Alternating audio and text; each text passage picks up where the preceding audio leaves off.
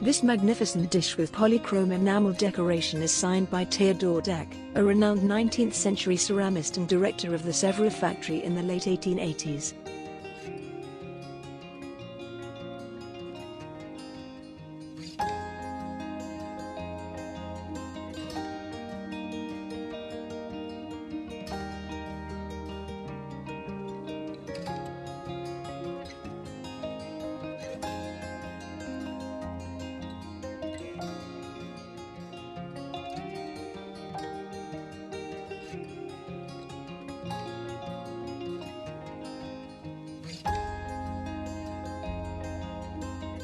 Produced around 1878, our piece belongs to Deck's glorious period, when he regularly won awards at world exhibitions for his prestigious enamelled ceramics inspired by the arts of the Far East.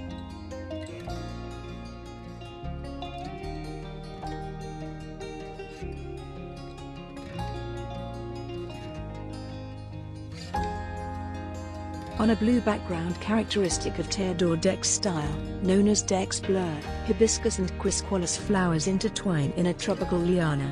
A butterfly accompanies this floral enchantment.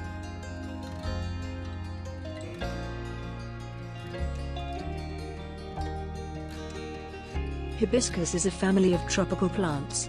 The quisqualis species is native to China. These two plants reflect the taste for the exotic in the decorative arts of the period.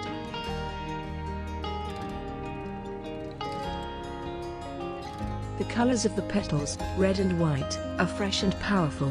As a skillful colorist, Deck played wonderfully with the associations between primary and secondary colors. The Musée des Arts Décoratifs in Paris has a dish with floral decoration similar to our piece.